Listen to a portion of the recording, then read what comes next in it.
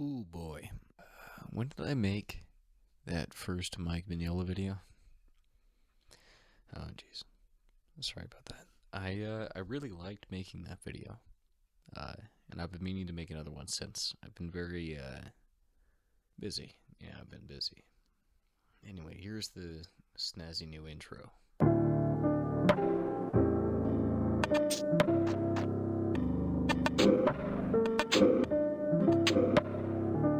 Thank Jesus for the YouTube algorithm. Honestly.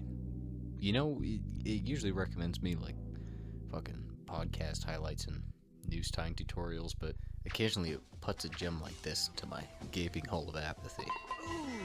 Staying Positive in the Apocalypse is a super small animated YouTube miniseries focused around Plague Roach and these fucking robots that he interviews for his talk show that he hosts for other survivors of the apocalypse. It's goofy, it's self-aware, it's fucking... It's good. It's good. That's what I'm talking about. As far as I can tell, the entire show is written and animated by one guy named Drew Langlois.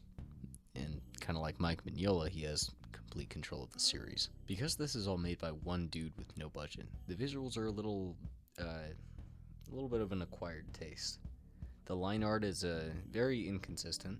The backgrounds are really muddy, and the whole thing is in black and white, which definitely adds to the aesthetic of the show.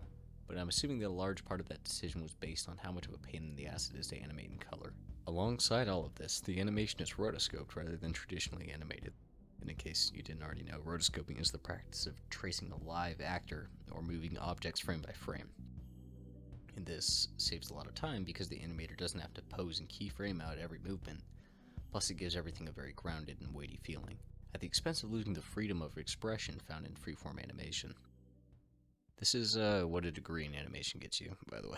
In the case of Staying Positive in the Apocalypse, I think that all of these visual elements add to the charm and campiness of the whole experience, rather than take away from it. Now, I would not be as forgiving of the illustration quality found in this series if it wasn't for the fantastic writing and vocal performances on display here. I see you looking at me over there, Nicole.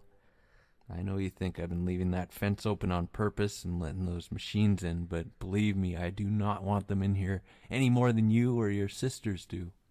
I'm going to try my best not to spoil anything, but please, fucking baby Buddha, forgive me if Plague Roach knows that it's very likely that he is the only human left in the wake of whatever unknown tidal wave ended the world, but he maintains a consistent positive outlook on the future.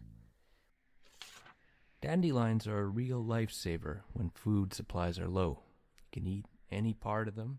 Which is why he does the talk show. He frequently interrupts interviews to intersperse knowledge of how to survive on the bare minimum, in the hopes that someone else is watching and can use his tips to further their survival. He doesn't do this because he's a beautiful, perfect person, though. He does it because he's hopelessly alone. He hopes to find someone else in this endless monotony of survival to spend his days with.